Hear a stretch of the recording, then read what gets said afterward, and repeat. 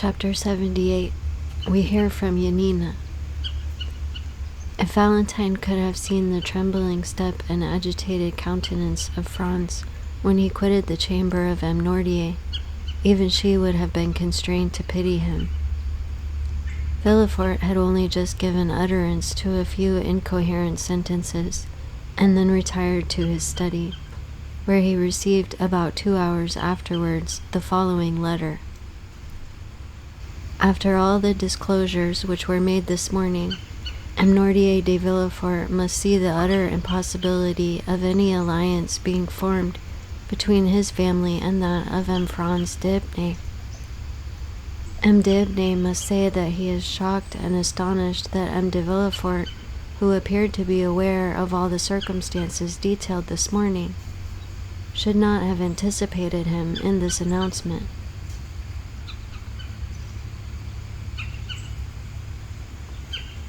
No one who had seen the magistrate at this moment, so thoroughly unnerved by the recent inauspicious combination of circumstances, would have supposed for an instant that he had anticipated the annoyance, although it certainly never had occurred to him that his father could carry candor, or rather rudeness, so far as to relate such a history. And in justice to Villefort, it must be understood that M. Nordier, who had never cared for the opinion of his son on any subject, had always omitted to explain the affair to Villefort, so that he had all his life entertained the belief that General de Quesnel, or the Baron d'Epinay, as he was alternately styled, according as the speaker wished to identify him by his own family name, or by the title which had been conferred on him, fell the victim of assassination, and not that he was killed fairly in a duel. This harsh letter, coming as it did from a man generally so polite and respectful, struck a mortal blow at the pride of Villefort. Hardly had he read the letter when his wife entered. The sudden departure of Franz, after being summoned by M. Nordier, had so much astonished everyone that the position of Madame de Villefort, left alone with the notary and the witnesses, became every moment more embarrassing. Determined to bear it no longer, she arose and left the room, saying she would go and make some inquiries into the cause of his sudden disappearance. M. de Villefort's communications on the subject were very limited and concise. He told her, in fact, that an explanation had taken place between M. Nordier, M. d'Epinay, and himself, and that the marriage of Valentine and Franz would consequently be broken off. This was an awkward and unpleasant thing to have to report to those who were waiting. She therefore contented herself with saying that M. Nordier, having at the commencement of the discussion been attacked by a sort of apoplectic fit, the affair would necessarily be deferred for some days longer. This news, false as it was following so singularly in the train of the two similar misfortunes which had so recently occurred, evidently astonished the auditors, and they retired without a word. During this time Valentine, at once terrified and happy, after having embraced and thanked the feeble old man for thus breaking with a single blow the chain which she had been accustomed to consider as irrefragable, asked leave to retire to her own room, in order to recover her composure. Nordier looked the permission which she solicited, but instead of going to her own room, Valentine, having once gained her liberty, entered the gallery, and opening a small door at the end of it, found herself at once in the garden. In the midst of all the strange events which had crowded one on the other, an indefinable sentiment of dread had taken possession of Valentine's mind. She expected every moment that she should see Morel appear, pale and trembling, to forbid the signing of the contract, like the Laird of Ravenswood and the Bride of Lammermoor. It was high time for her to make her appearance at the gate, for Maximilian had long awaited her coming.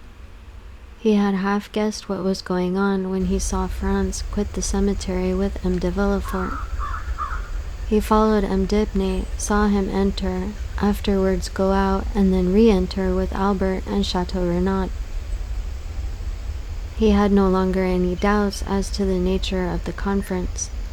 He therefore quickly went to the gate in the clover patch, prepared to hear the result of the proceedings, and very certain that Valentine would hasten to him the first moment she should be set at liberty. He was not mistaken. Peering through the crevices of the wooden partition, he soon discovered the young girl, who cast aside all her usual precautions and walked at once to the barrier. The first glance which Maximilian directed towards her entirely reassured him, and the first words she spoke made his heart bound with delight.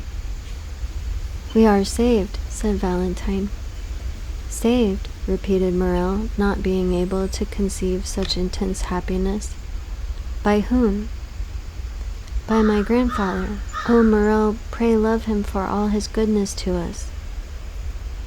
Morel swore to love him with all his soul, and at that moment he could safely promise to do so, for he felt as though it were not enough to love him merely as a friend, or even as a father.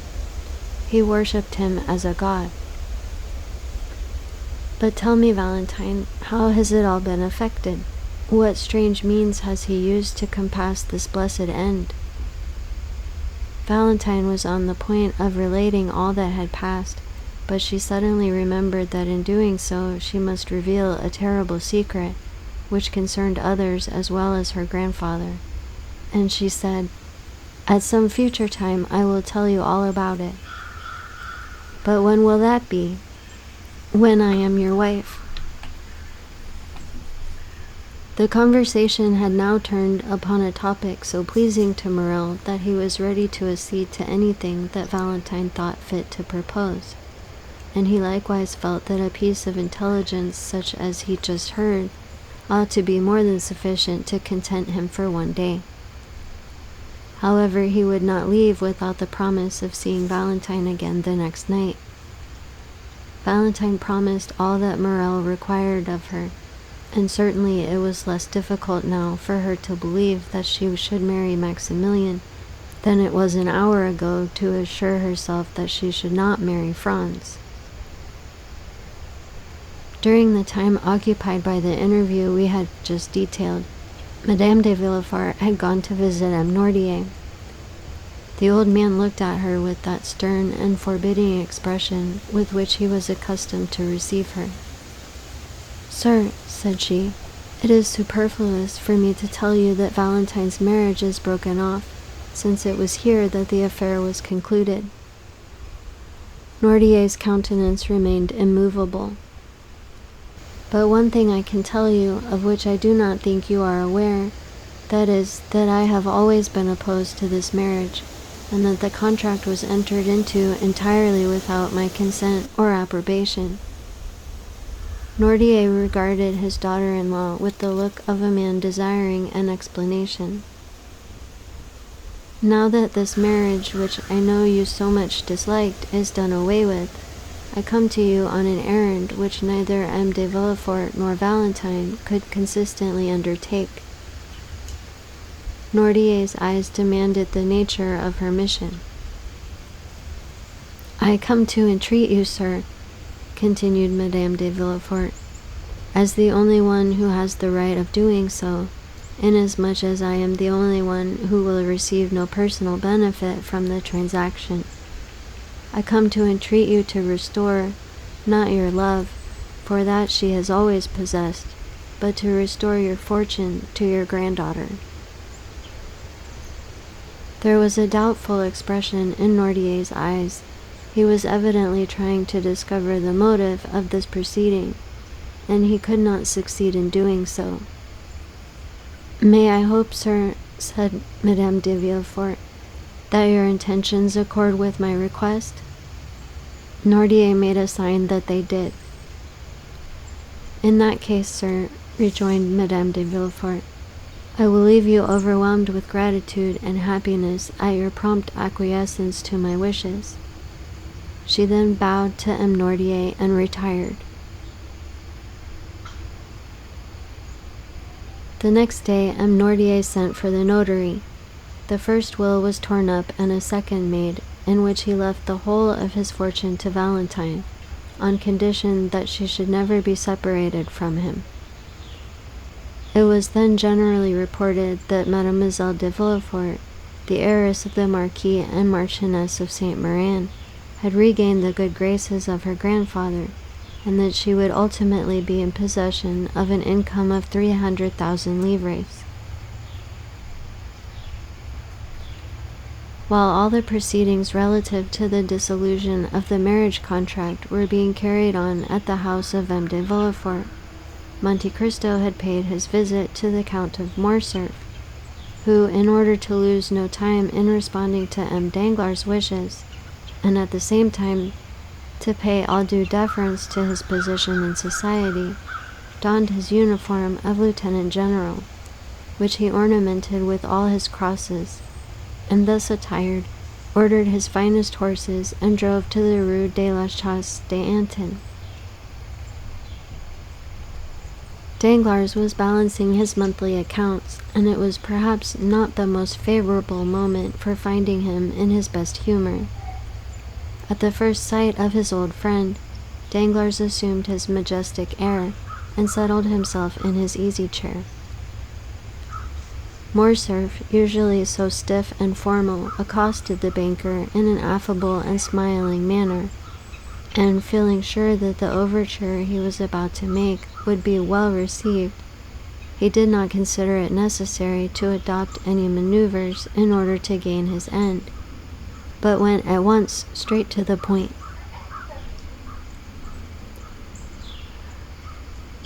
"Well, Baron," said he, "here I am at last. Some time has elapsed since our plans were formed, and they are not yet executed."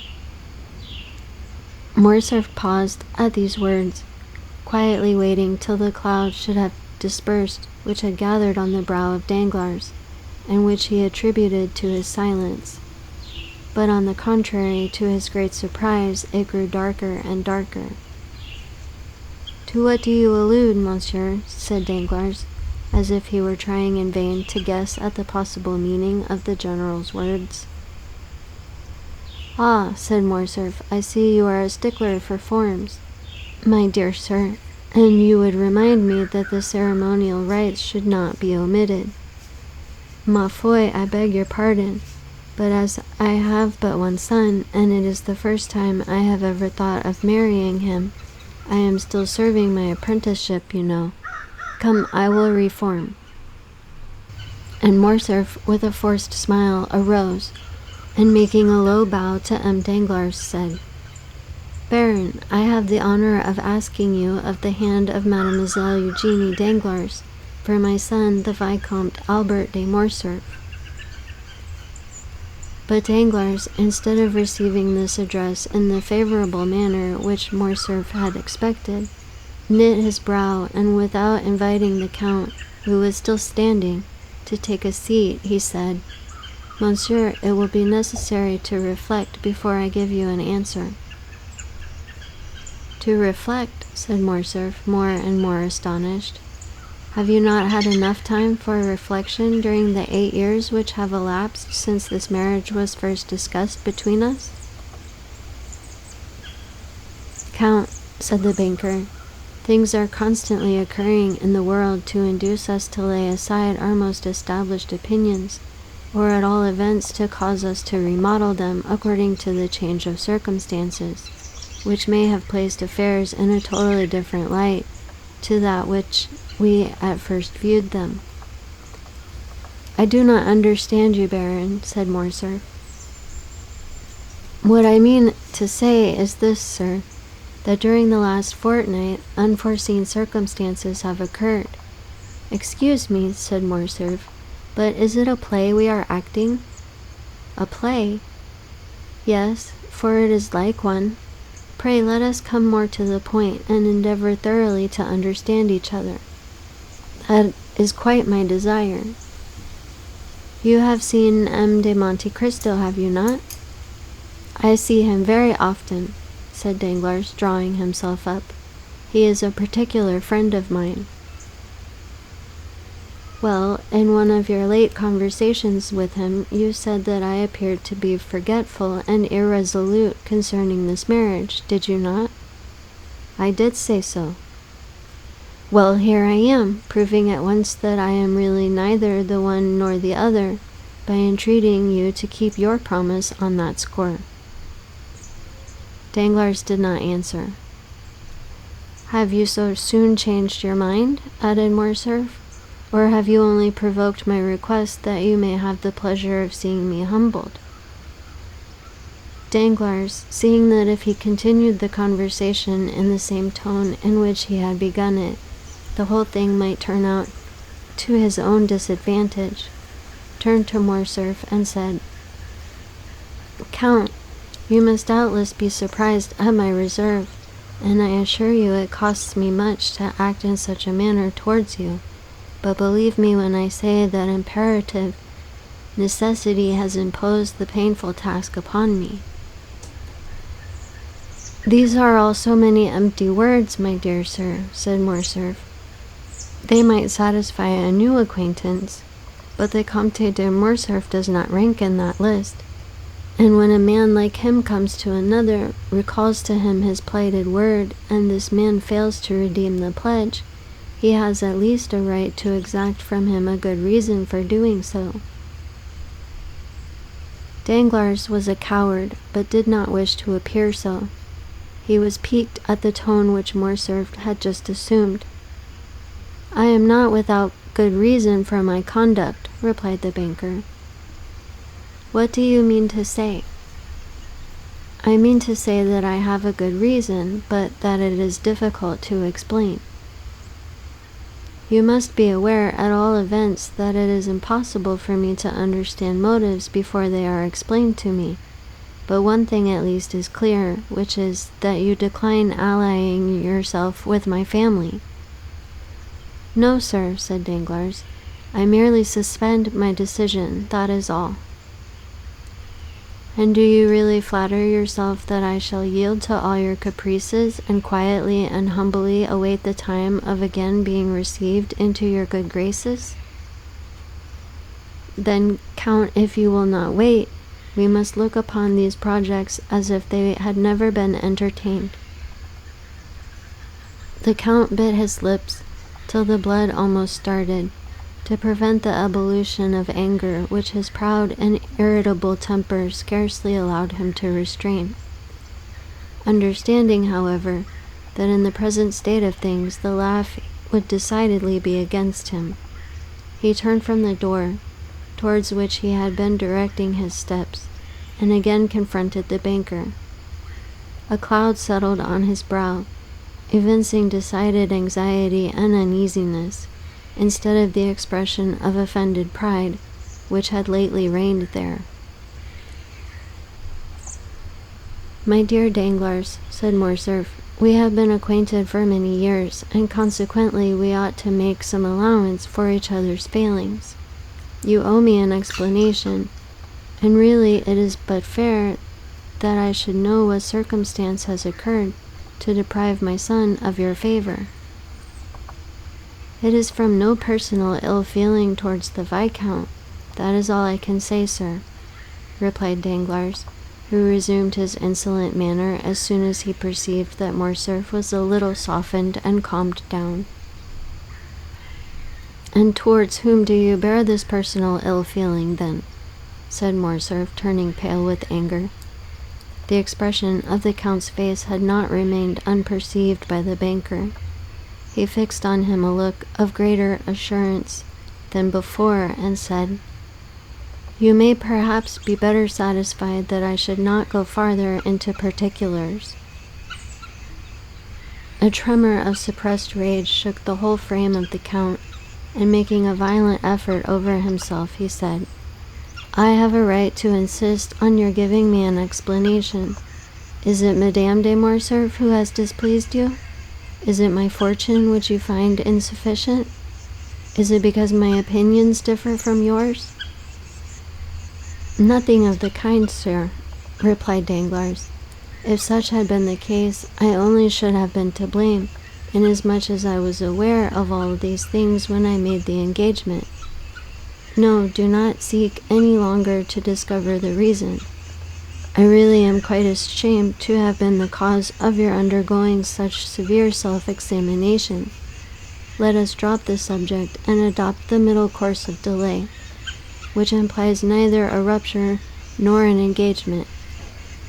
Ma foi, there is no hurry. My daughter is only 17 years old, and your son 21.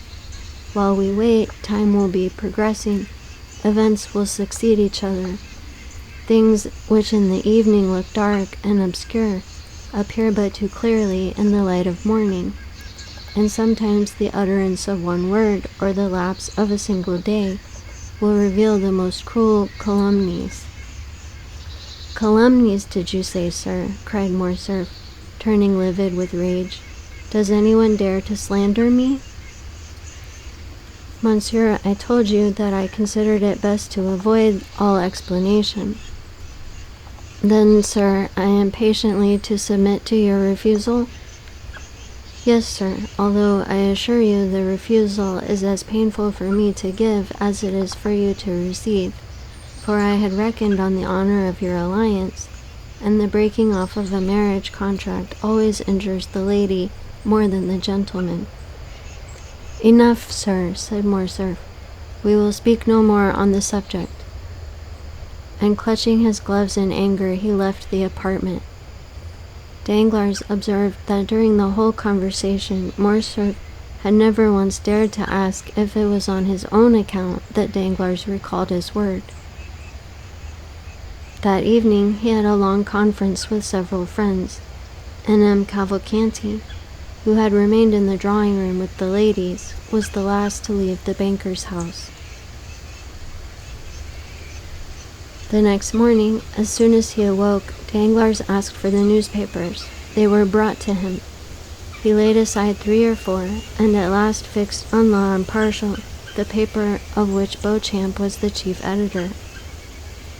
He hastily tore off the cover, opened the journal with nervous precipitation, passed contemptuously over the Paris jottings, and arriving at the miscellaneous intelligence, stopped with a malicious smile at a paragraph headed, "We hear from Yanina." Very good, observed Danglars, after having read the paragraph. Here is a little article on Colonel Fernand, which, if I am not mistaken, would render the explanation which the Comte de Morcerf required of me perfectly unnecessary. At the same moment, that is, at 9 o'clock in the morning, Albert de Morcerf, dressed in a black coat buttoned up to his chin, might have been seen walking with a quick and agitated step in the direction of Monte Cristo's house in the Champs-Élysées. When he presented himself at the gate, the porter informed him that the Count had gone out about half an hour previously. Did he take Baptistin with him? No, my lord. Call him, then. I wish to speak to him. The concierge went to seek the valet de chambre and returned with him in an instant. My good friend, said Albert, I beg pardon for my intrusion, but I was anxious to know from your mouth if your master was really out or not. He is really out, sir, replied Baptistin. Out, even to me? I know how happy my master always is to receive the Vicomte, said Baptistin, and I should therefore never think of including him in any general order. You are right, and now I wish to see him on an affair of great importance. Do you think it will be long before he comes in? No, I think not, for he ordered his breakfast at 10 o'clock. Well, I will go and take a turn in the Champs-Élysées, and at 10 o'clock I will return here. Meanwhile, if the Count should come in, will you beg him not to go out again without seeing me? You may depend on my doing so, sir, said Baptistin. Albert left the cab in which he had come at the Count's door. intending to take a turn on foot. As he was passing the Allée des Vieus, he thought he saw the Count's horses standing at Gosset's shooting gallery. He approached and soon recognized the coachman. "Is the Count shooting in the gallery?" said Morcerf. "Yes, sir," replied the coachman. While he was speaking, Albert had heard the report of 2 or 3 pistol shots. He entered, and on his way met the waiter. "Excuse me, my lord," said the lad, "but will you have the kindness to wait a moment?" "What for, Philip?" asked Albert, who, being a constant visitor there, did not understand this opposition to his entrance. "Because the person who is now in the gallery prefers being alone, and never practices in the presence of anyone." "Not even before you, Philip? Then who loads his pistol?" "His servant, a Nubian?" "A Negro." "It is he, then. Do you know this gentleman?" "Yes, and I am come to look for him. He is a friend of mine." "Oh, that is quite another thing, then. I will go immediately and inform him of your arrival." And Philip, urged by his own curiosity, entered the gallery. A second afterwards, Monte Cristo appeared on the threshold.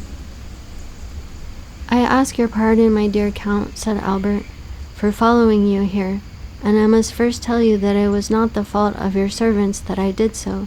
I alone am to blame for the indiscretion. I went to your house, and they told me you were out, but that they expected you home at 10 o'clock to breakfast. I was walking about in order to pass away the time till 10 o'clock, when I caught sight of your carriage and horses." "What you have just said induces me to hope that you intend breakfasting with me."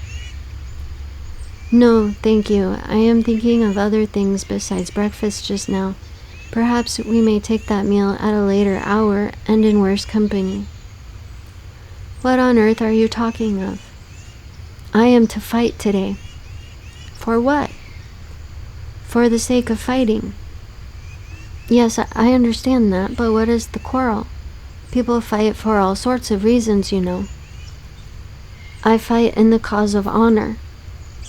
"Ah, that is something serious." "So serious that I come to beg you to render me a service." "What is it?" "To be my second." "That is a serious matter, and we will not discuss it here. Let us speak of nothing till we get home. Ali, bring me some water." The Count turned up his sleeves and passed into the little vestibule where the gentlemen were accustomed to wash their hands after shooting. "Come in, my lord," said Philip in a low tone, "and I will show you something droll." Morcerf entered, and in place of the usual target, he saw some playing cards fixed against the wall. At a distance, Albert thought it was a complete suit, for he counted from the ace to the 10. "Aha," said Albert, "I see you were preparing for a game of cards." "No," said the Count, "I was making a suit." "How so?" said Albert. "Those are really aces and 2s which you see, but my shots have turned them into 3s, 5s, 7s, 8s, 9s, and 10s. Albert approached. In fact, the bullets had actually pierced the cards in the exact places which the painted signs would otherwise have occupied, the lines and distances being as regularly kept as if they had been ruled with a pencil. In going up to the target, Morcerf picked up 2 or 3 swallows that had been rash enough to come within the range of the Count's pistol. "Diable," said Morcerf. "What would you have, my dear Viscount?" said Monte Cristo, wiping his hands on the towel which Ali had brought him. "I must occupy my leisure moments in some way or the other. But come, I am waiting for you." Both men entered Monte Cristo's carriage, which in the course of a few minutes deposited them safely at number 30. Monte Cristo took Albert into his study, and pointing to his seat, placed another for himself. "Now let us talk the matter over quietly," said the Count. "You see, I am perfectly composed," said Albert. "With whom are you going to fight?" "With Beauchamp." One of your friends. Of course, it is always with friends that one fights. I suppose you have some cause of quarrel? I have. What has he done to you? There appeared in his journal last night, but wait and read it for yourself. And Albert handed over the paper to the Count, who read as follows. A correspondent at Yanina informs us of a fact of which until now we had remained in ignorance. The castle, which formed the protection of the town, was given up to the Turks by a French officer named Fernand, and in whom the Grand Vizier, Ali Tepelini, had reposed the greatest confidence. Well, said Monte Cristo, what do you see in that to annoy you? What do I see in it? Yes, what does it signify to you if the castle of Yanina was given up by a French officer? It signifies to my father, the Count of Morcerf, whose Christian name is Fernand. Did your father serve under Ali Pasha? Yes, that is to say, he fought for the independence of the Greeks, and hence arises the calumny. Oh, my dear Viscount, do talk reason. I do not desire to do otherwise. Now, just tell me who the devil should know in France that the officer Fernand and the Count of Morcerf are one and the same person? And who cares about Yanina, which was taken as long ago as the year 1822 or 1823? That just shows the meanness of this slander. They have allowed all this time to elapse and then all of a sudden rake up events which have been forgotten to furnish materials for scandal in order to tarnish the luster of our high position. I inherit my father's name, and I do not choose that the shadow of disgrace should darken it. I am going to Beauchamp, in whose journal this paragraph appears, and I shall insist on his retracting the assertion before 2 witnesses. Beauchamp will never retract. Then we must fight. No, you will not, for he will tell you what is very true, that perhaps there were 50 officers in the Greek army bearing the same name. We will fight nevertheless. I will efface that blot on my father's character. My father, who was such a brave soldier, whose career was so brilliant. Oh, well, he will add, we are warranted in believing that this Fernand is not the illustrious Count of Morcerf, who also bears the same Christian name. I am determined not to be content with anything short of an entire retraction. And you intend to make him do it in the presence of 2 witnesses, do you? Yes. You do wrong. Which means, I suppose, that you refuse the service which I asked of you? You know my theory regarding duels. I told you my opinion on that subject, if you remember, when we were at Rome. Nevertheless, my dear Count, I found you this morning engaged in an occupation but little consistent with the notions you profess to entertain. Because, my dear fellow, you understand one must never be eccentric. If one's lot is cast among fools, it is necessary to study folly. I shall perhaps find myself one day called out by some harebrained scamp, who has no more real cause of quarrel with me than you have with Beauchamp. He may take me to task for some foolish trifle or other. He will bring his witnesses, or will insult me in some public place, and I am expected to kill him for that. You admit that you would fight then? Well, if so, why do you object to my doing so? I do not say that you ought not to fight. I only say that a duel is a serious thing, and ought not to be undertaken without due reflection. Did he reflect before he insulted my father? If he spoke hastily and owns that he did so, you ought to be satisfied. Ah, my dear Count, you are far too indulgent. And you are far too exacting. Supposing, for instance, and do not be angry at what I am going to say. Well, supposing the assertion to be really true. A son ought not to submit to such a stain on his father's honor. Ma foi, we live in times when there is much to which we must submit. That is precisely the fault of the age. And do you undertake to reform it? Yes, as far as I am personally concerned. Well, you are indeed exacting, my dear fellow. Yes, I own it.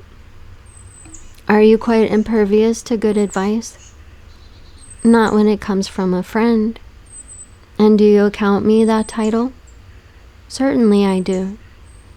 Well then, before going to Beauchamp with your witnesses, seek further information on the subject.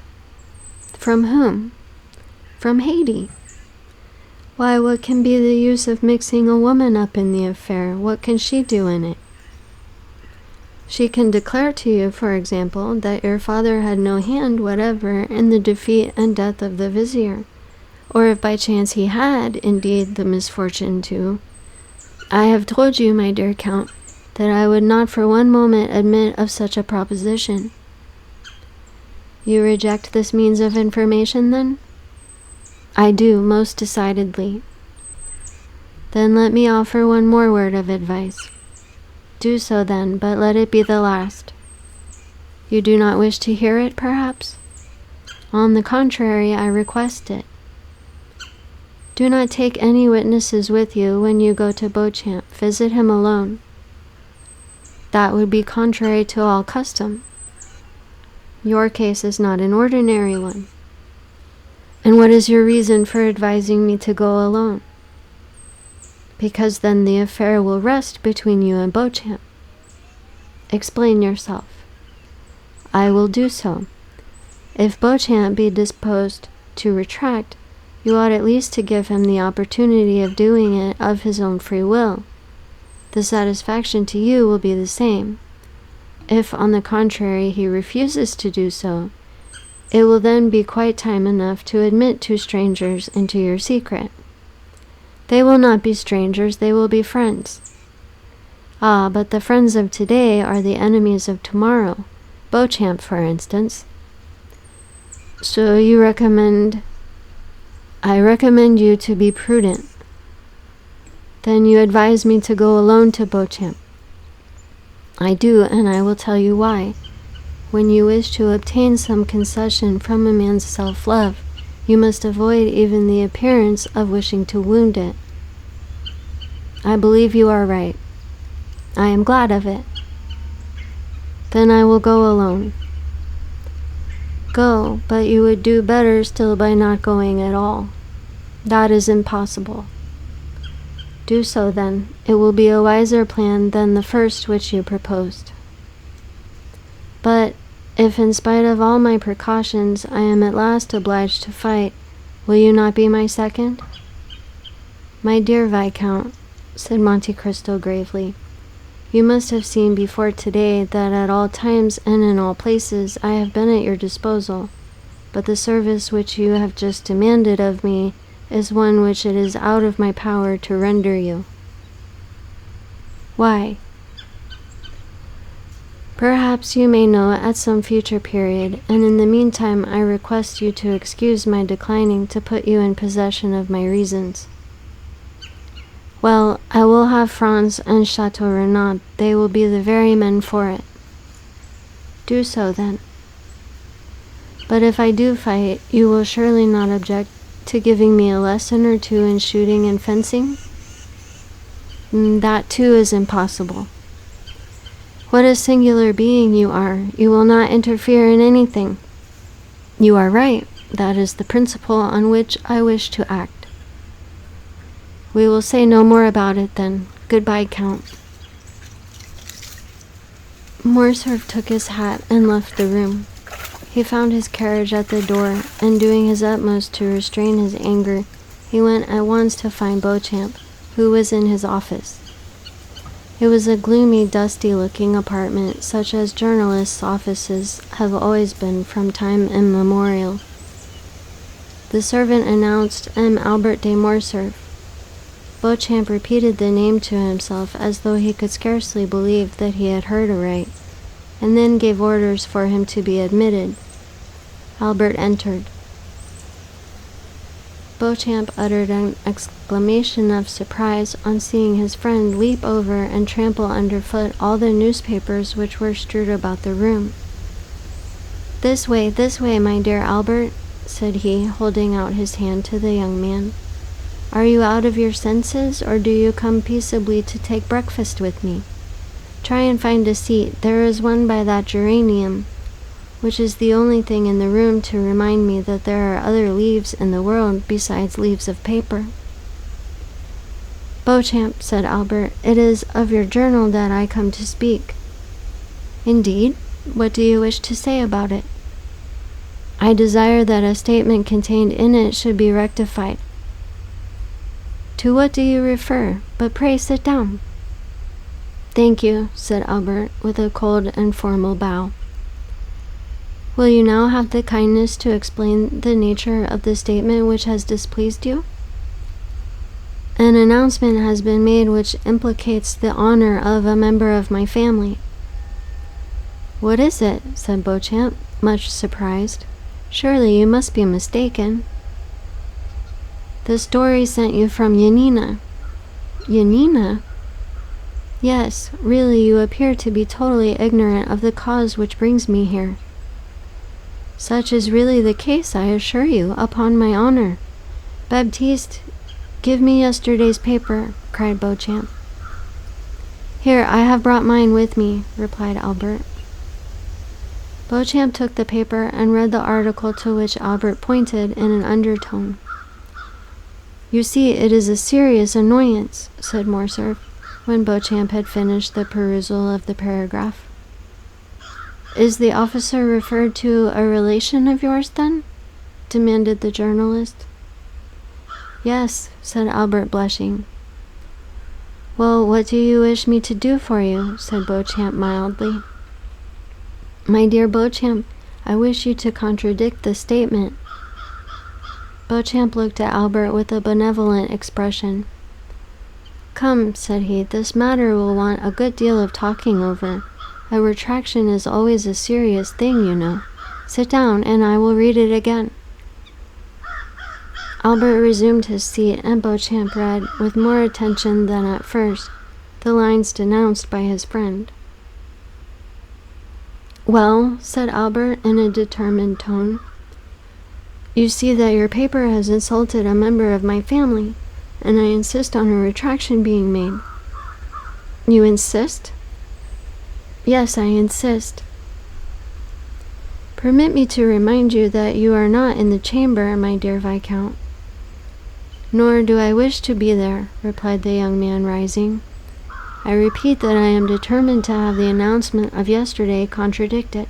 You have known me long enough," continued Albert, biting his lips convulsively, for he saw that Beauchamp's anger was beginning to rise. "You have been my friend, and therefore sufficiently intimate with me to be aware that I am likely to maintain my resolution on this point." "If I have been your friend, Morcerf, your present manner of speaking would almost lead me to forget that I ever bore that title. But wait a moment, do not let us get angry, or at least not yet. You are irritated and vexed. Tell me how this Fernand is related to you." "He is merely my father," said Albert, "and Fernand Mondego, Count of Morcerf, an old soldier who has fought in 20 battles, and whose honorable scars they would denounce as badges of disgrace." "Is it your father?" said Beauchamp. "That is quite another thing." "Then I can well understand your indignation, my dear Albert. I will look at it again." And he read the paragraph for the third time, laying a stress on each word as he proceeded. "But the paper nowhere identifies this Fernand with your father." "No, but the connection will be seen by others, and therefore I will have the article contradicted." At the words "I will," Beauchamp steadily raised his eyes to Albert's countenance, and then, as gradually lowering them, he remained thoughtful for a few moments. "You will retract this assertion, will you not, Beauchamp?" said Albert with increased, though stifled, anger. "Yes," replied Beauchamp. "Immediately?" said Albert. when I am convinced that the statement is false. What? The thing is worth looking into, and I will take pains to investigate the matter thoroughly. But what is there to investigate, sir? Said Albert, enraged beyond measure at Beauchamp's last remark. If you do not believe that it is my father, say so immediately, and if, on the contrary, you believe it to be him, state your reasons for doing so. Beauchamp looked at Albert with the smile which was so peculiar to him, and which, in its numerous modifications, served to express every varied emotion of his mind. Sir, replied he, if you came to me with the idea of demanding satisfaction, you should have gone at once to the point, and not have entertained me with the idle conversation to which I have been patiently listening for the last half-hour. Am I to put this construction on your visit? Yes, if you will not consent to retract the infamous calumny.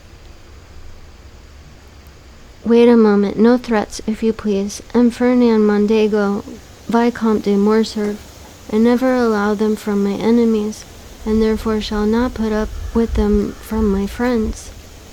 You insist on my contradicting the article relating to General Fernand, an article with which I assure you on my word of honor I had nothing whatever to do? Yes, I insist on it, said Albert, whose mind was beginning to get bewildered with the excitement of his feelings.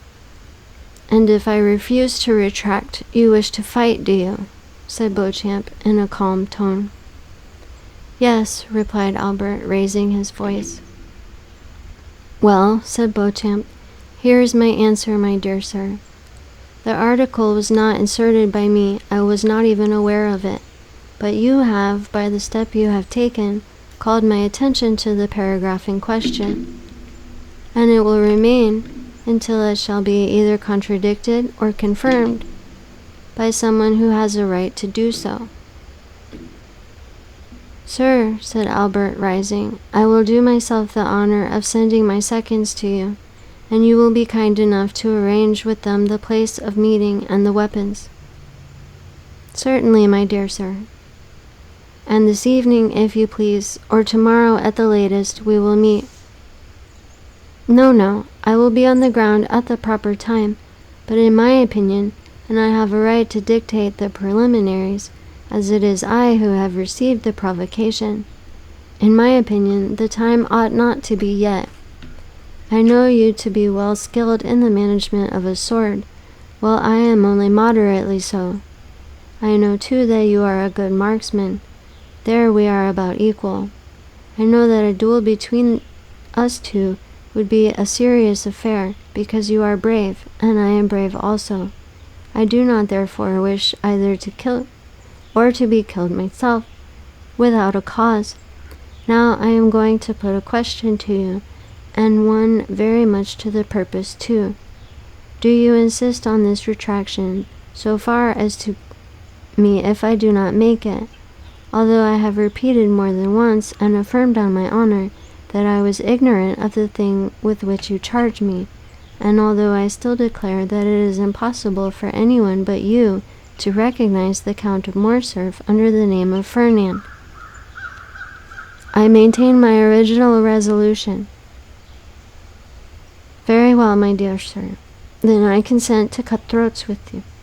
But I require 3 weeks' preparation. At the end of that time, I shall come and say to you, the assertion is false, and I retract it, or the assertion is true, when I shall immediately draw the sword from its sheath, or the pistols from the case, whichever you please. 3 weeks, cried Albert. They will pass as slowly as 3 centuries, when I am all the time suffering dishonor. Had you continued to remain on amicable terms with me, I should have said, patience, my friend. But you have constituted yourself my enemy. Therefore I say, what does that signify to me, sir? Well, let it be 3 weeks then, said Morcerf. But remember, at the expiration of that time, no delay or subterfuge will justify you in...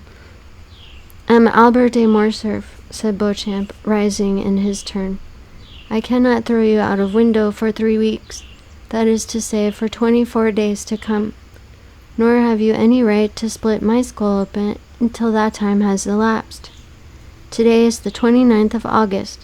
The 21st of September will therefore be the conclusion of the term agreed on. Until that time arrives, and it is the advice of a gentleman which I am about to give you, till then we will refrain from growling and barking like 2 dogs chained within sight of each other." When he had concluded his speech, Beauchamp bowed coldly to Albert, turned his back upon him, and went to the press room.